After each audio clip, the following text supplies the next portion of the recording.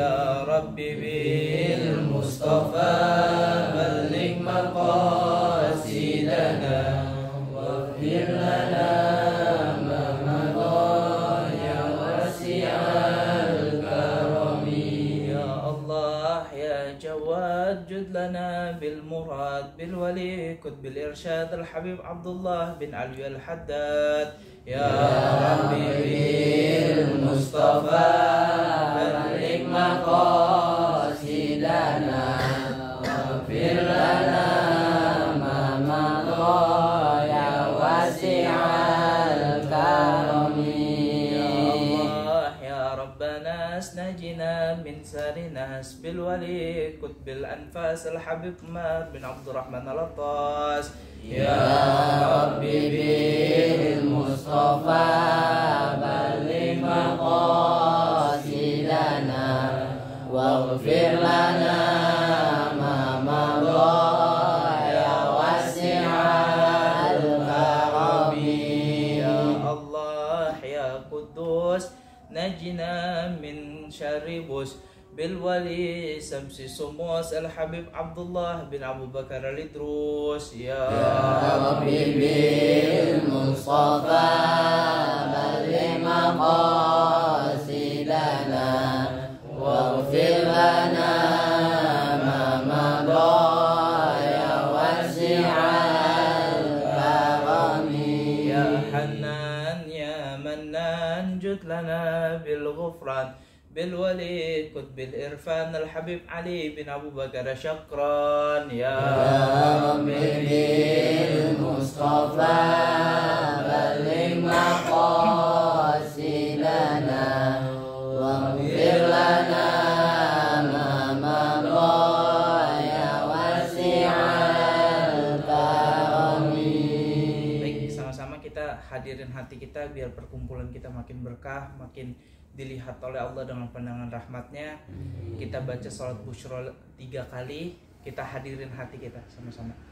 Allahumma sholli wa sallim ala sayyidina Muhammadin sahibil busyra salatan tubashshiruna biha wa ahlana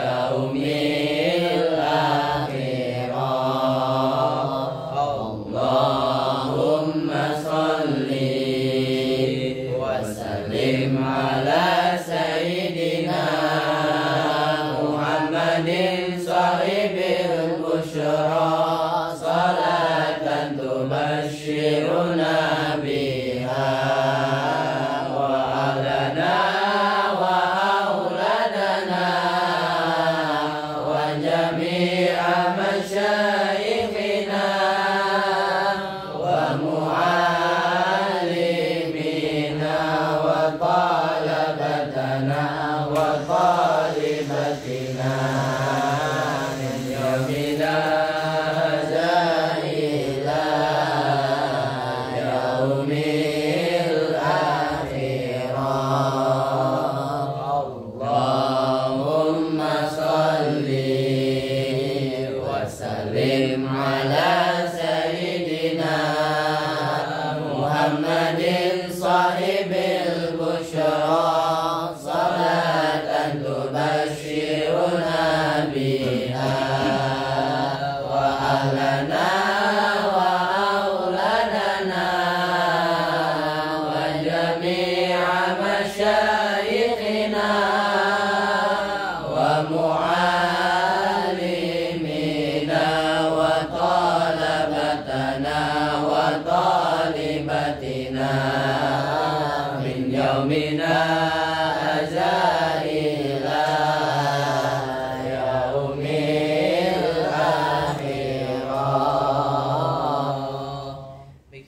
Bismillahirrahmanirrahim. Assalamualaikum warahmatullahi wabarakatuh. Waalaikumsalam warahmatullahi wabarakatuh.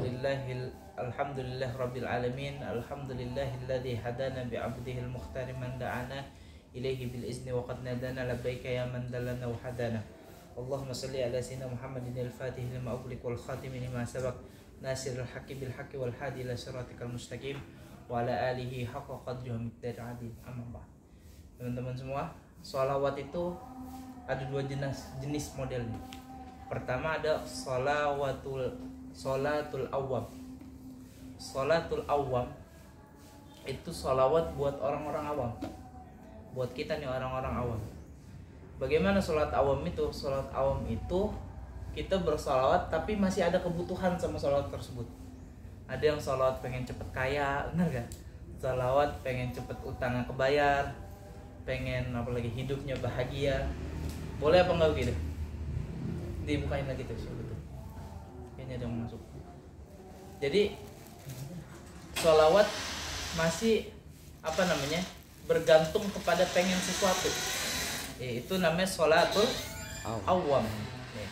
Tapi nanti kalau misalnya kita mau tingkatan yang lebih atas lagi, maka bersolawat itu tidak menginginkan sesuatu, tapi hanya untuk mengharapkan syafaatnya Rasulullah SAW.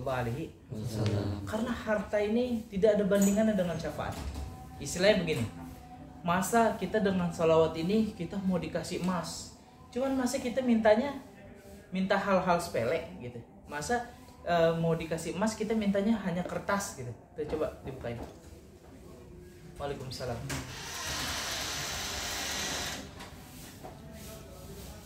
Jadi gitu ya. Jadi sholawat itu kan ganjarannya besar, dipandang rahmat oleh Allah Subhanahu wa taala, mendapatkan syafaatnya Nabi Muhammad SAW.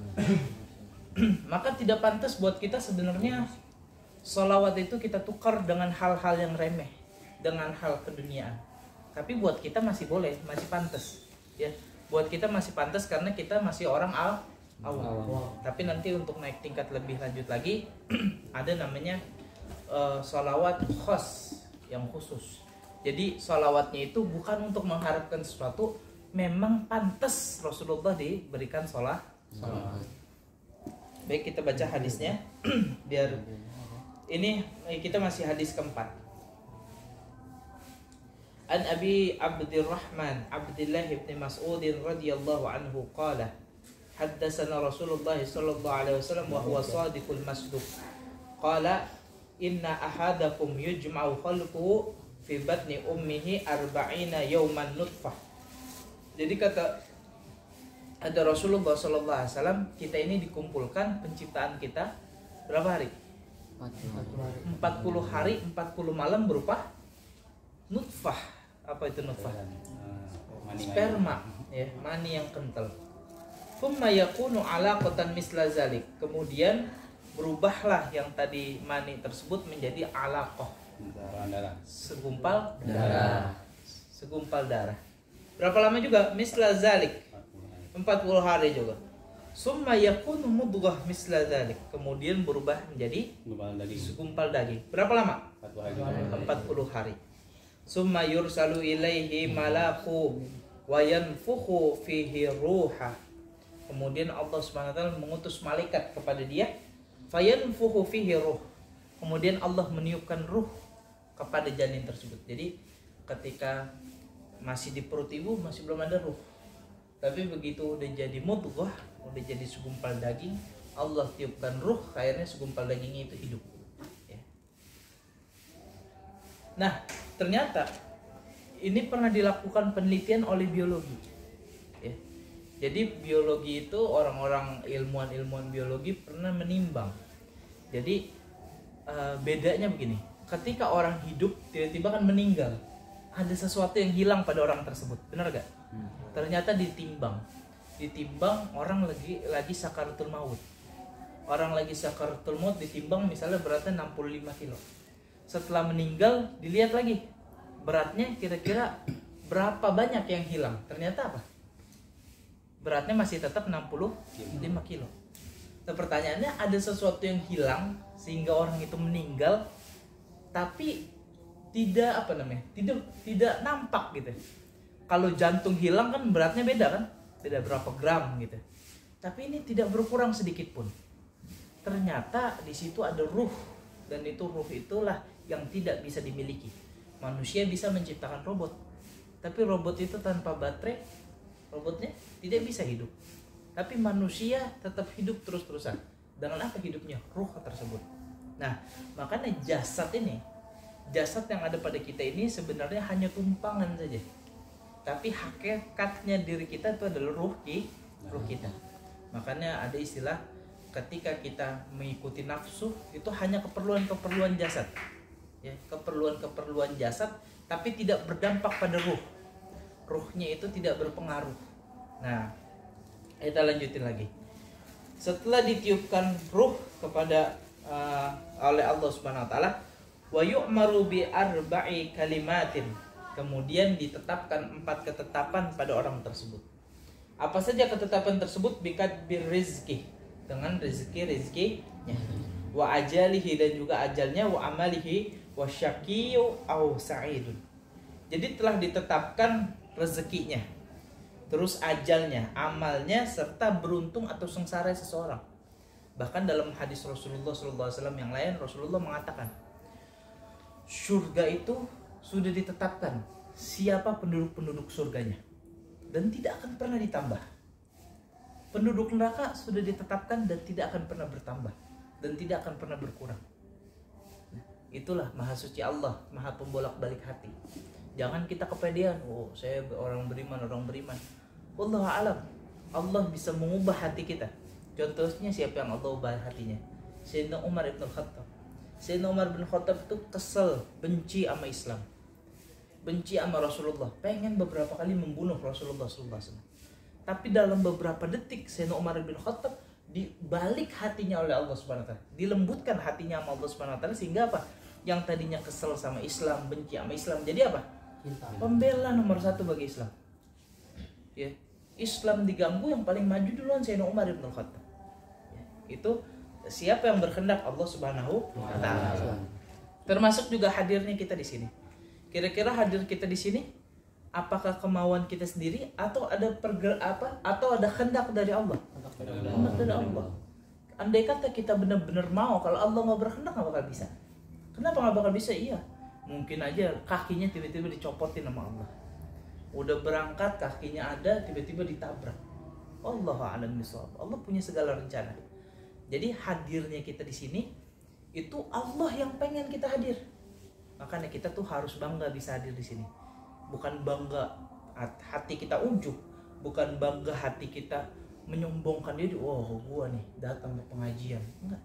Tapi kita harus bangga, oh saya ini adalah tamu yang diundang Allah untuk hadir ke majelis-majelisnya. Kita ini diundang sama Rasulullah untuk hadir di sini. Ya, untuk ingat kepada Rasulullah, untuk ingat sama Allah. Ya.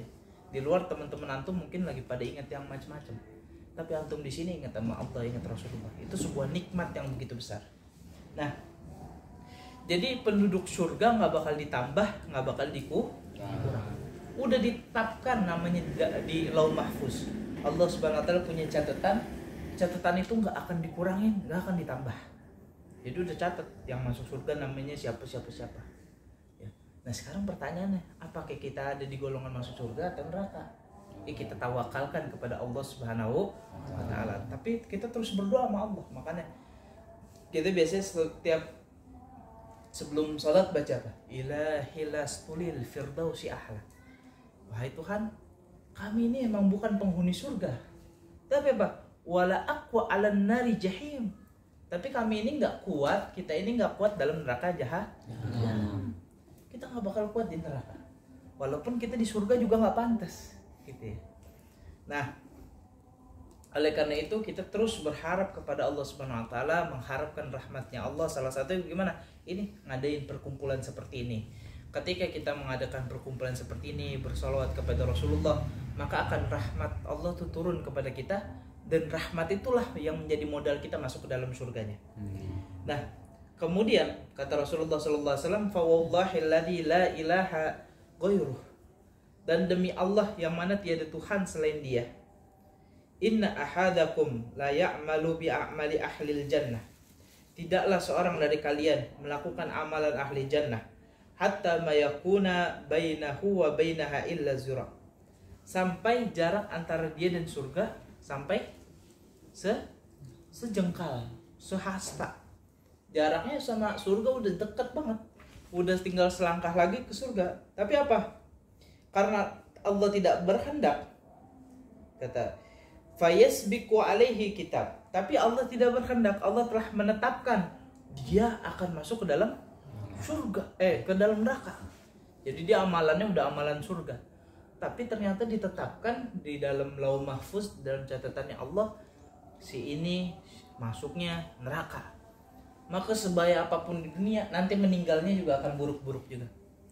Bagaimana hadisnya kata Rasulullah SAW? Nah, fayasbiqu alaihi kitab fayamalu bi a'mali ahli nar. Nah, sebelum meninggal dia melakukan amalan ahli neraka.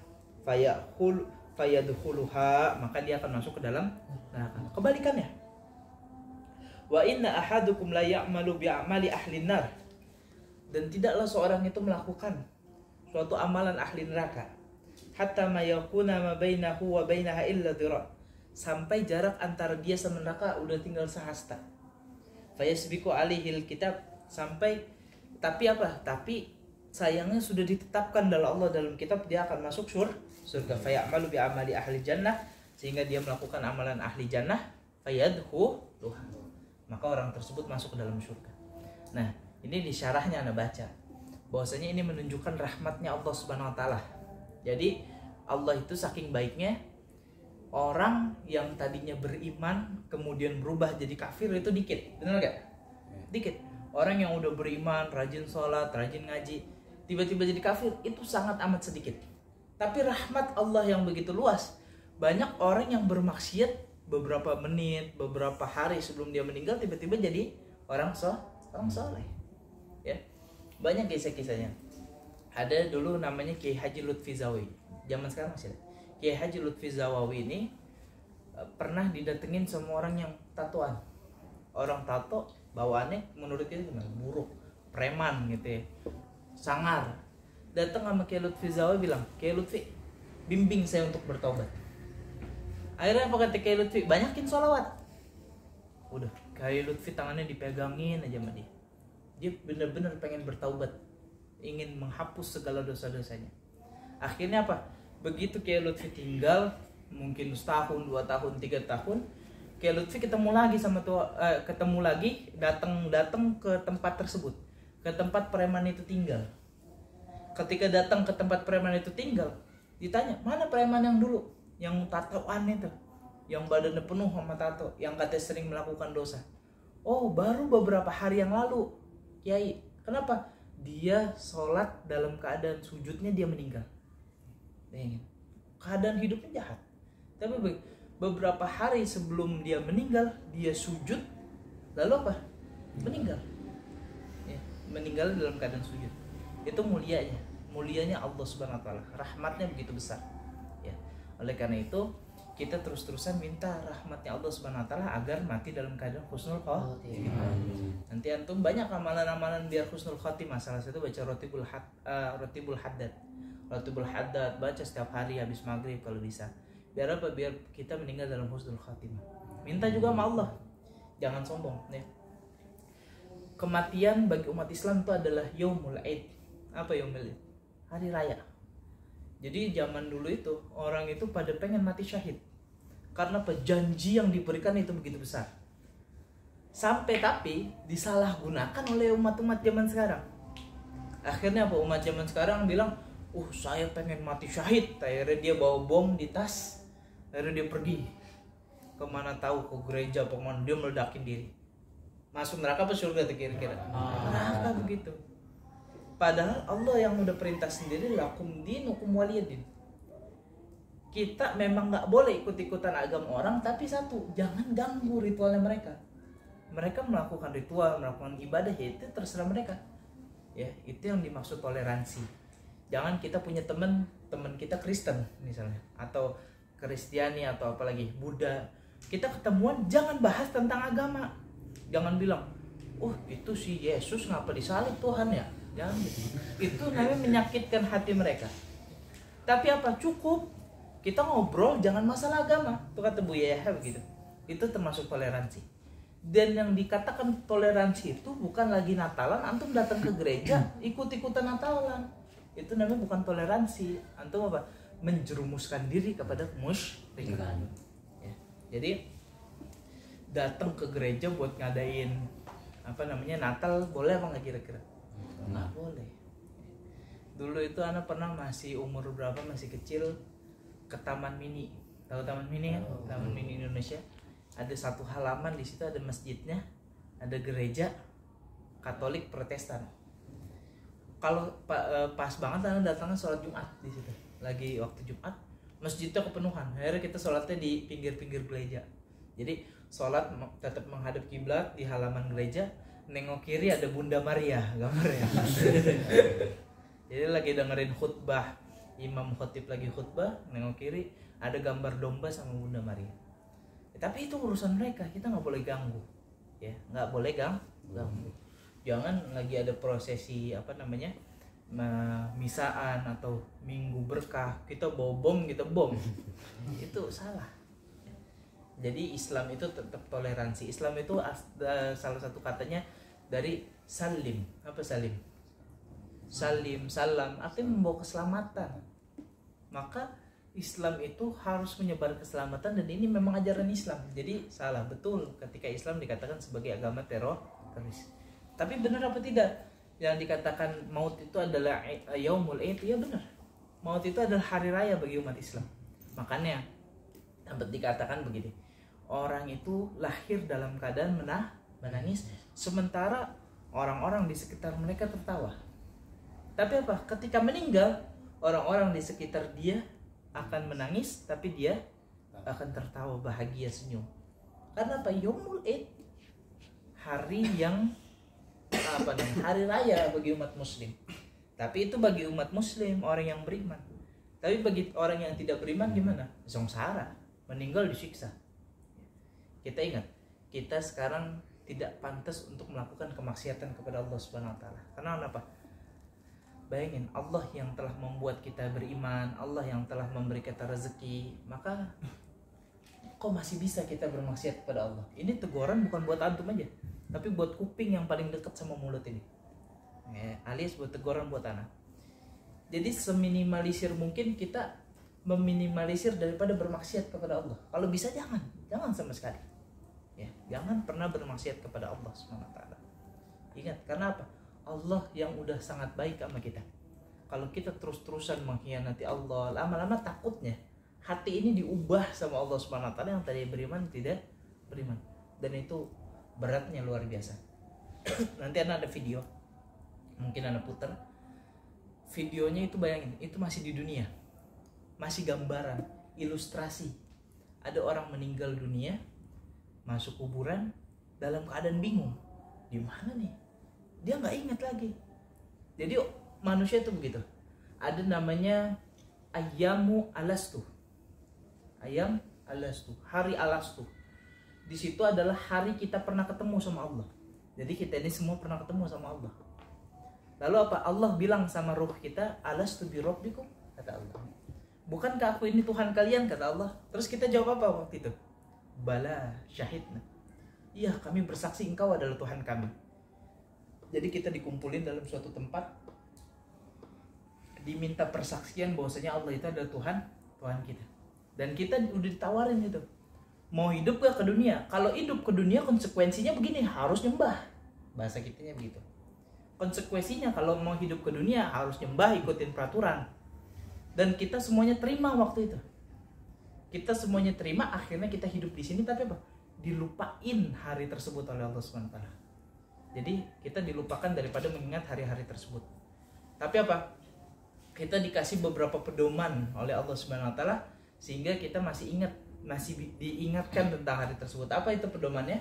Al-Qur'an dan juga rasul-rasulnya. Jadi tugas rasul, tugas kitab-kitab yang diturunkan itu untuk mengingatkan kita kepada hari alastu tersebut. Jadi kita sekarang lupa kan pernah ketemu sama Allah? Iya, ada yang ingat di sini. aslinya kita pernah ketemu. Itu dijelaskan dalam Al-Quran. Dan begitu pun nanti di alam kubur. Di alam kubur kita lupa apa yang terjadi sebelumnya. Sehingga apa? Waktu itu kita panik. Aduh, di mana sekarang kita? Dan itu bukan kayak orang lahir. Kalau orang lahir kan turun begitu keluar di dunia, dia polos ya kan. Ini udah ada ingatan, maksudnya dia udah sadar, udah gede. Cuman dia pikir, di mana ini? Dengan penuh keadaan bingung, muncul dua malaikat yang serem, lalu tanya, "Man Rabbuk?" Siapa Tuhan kamu? Gak bisa jawab. Apa sih, nanya apa sih? Siapa malaikat? Siapa nabi kamu? Bingung. Siapa kitab kamu? Siapa sahabat kamu? Siapa mana kiblat kamu? Bingung semua. Akhirnya apa? Malaikat nyuruh dengan satu perintah, "Wahai bumi, gencet nih orang." Digencet orang. Ada videonya. Video ilustrasi dunia, bayangin. Itu masih di dunia. Ilustrasi masih buatan manusia. Bagaimana aslinya kira-kira? Bumi disuruh gencet. Bumi gencet. Gencet. Habis digencet apa?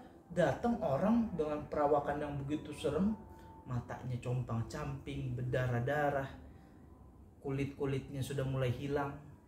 Ditanya, "Siapa kamu?" "Aku adalah amal ibadahmu," katanya. Jadi gitu, serem ya? Kira-kira serem apa enggak?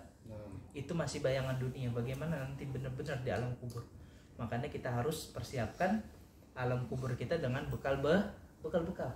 Kata Imam Abu Bakar As-Siddiq, Imam Abu Bakar Siddiq pernah bilang, orang yang meninggal tanpa persiapan, maka dia sama saja dia pergi ke tengah laut tanpa persiapan, tanpa kapal. Ke laut tanpa kapal kira-kira gimana? Tenggelam itu kesiksa. Menghirup air asin luar biasa, dan udah dada kita susah, pusing dulu, nggak langsung mati. Kalau dipenggal tuh langsung mati. Tapi begitu masuk laut, tersiksa, beberapa lama tersiksa baru meninggal. Ya, auzubillahi min dzalik. Semoga kita semua termasuk orang-orang yang mendapatkan syafaat dari Rasulullah SAW. Jadi kita nggak tahu kita ditetapkan di neraka atau di surga. Tapi kita terus mohon kepada Allah SWT agar Allah mengizinkan Nabi-Nya Muhammad SAW untuk mensyafaati kita. Ila hadratin Nabi Mustafa Rasulullah sallallahu alaihi wasallam wa ila sahib ratib qutbil irsyad wa islibat wa ila sahib ratib qutbil anfasil habib Umar bin Abdurrahman Al-Attas. Al-Fatihah. A'udzu billahi minasyaitonir rajim. Bismillahirrahmanirrahim. Alhamdulillahi rabbil alamin arrahmanir rahim maliki yaumiddin. Iyyaka na'budu wa iyyaka nasta'in. Ihdinas siratal mustaqim. Shiratal ladzina an'amta 'alaihim ghairil maghdubi 'alaihim waladdallin.